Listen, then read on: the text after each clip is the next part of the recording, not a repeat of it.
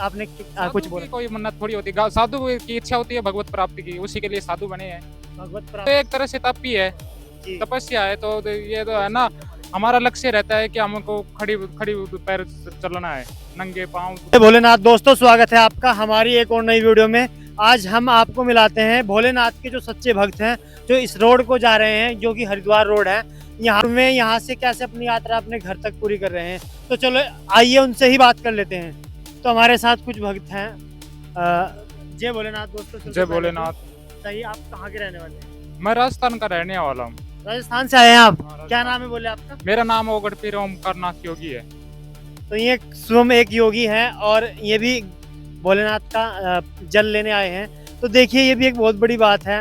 राजस्थान यहाँ से कितनी कितनी दूरी का होगा, कितना सफर? 500 किलोमीटर है। इनका सफर है 500 किलोमीटर। छोटी मोटी दूरी नहीं है, बहुत लंबी दूरी होती है। और ये जो आपने कावड़ उठा रखी है, आप इसे रख भी सकते हैं ना, ये खड़ी कावड़ है, इसको रख नहीं सकते।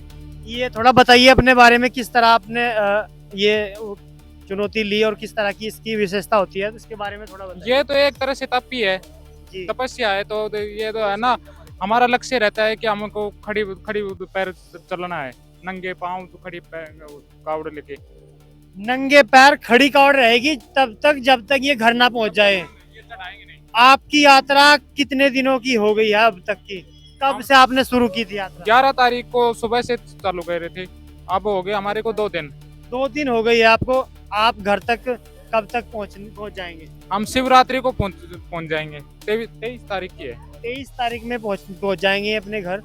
रुक जाते हैं लेकिन कावड़ नीचे नहीं धरते, जमीन पे नहीं लगाते, ये कंधों पर रहती है। अगर आप मतलब ऐसा है कि आप थक जाते हैं, रात होती है, बारिश होती है, धूप निकलती है, तो मतलब आप फिर कैसे इसे एडजस्ट करते हैं? बोलो। भगते हैं तो एक दूसरे का हेल्प कर देते हैं। भक्त को पकड़ा देते हैं। हाँ, भक्त को पकड़ा देते हैं। एक अगर थक जाते हैं तो दूसरे भक्त को पकड़ा देते हैं।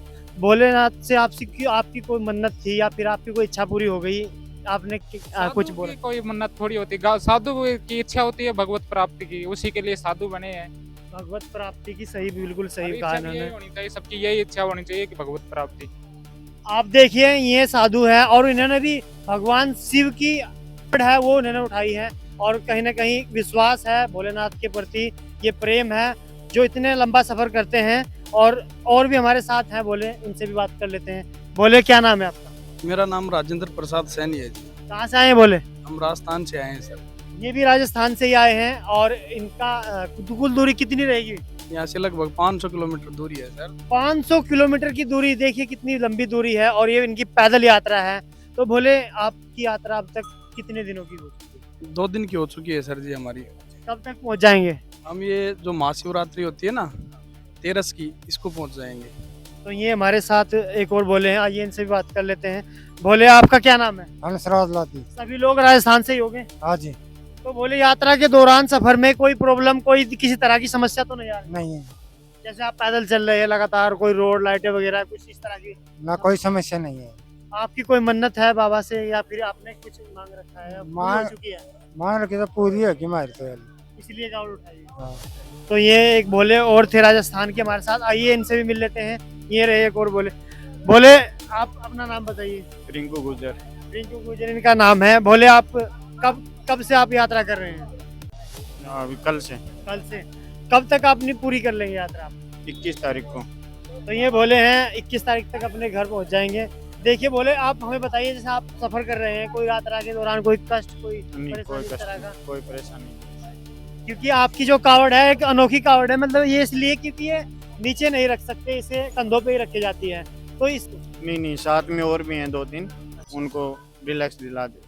और कोई जो लोग आ रहे हैं कावड़ लेने, उन्हें क्या कहना चाहिए, किस तरह का ध्यान रखना चाहिए चीजों को लेकर? भाई सेफ्टी का ध्यान रखे ज्यादातर और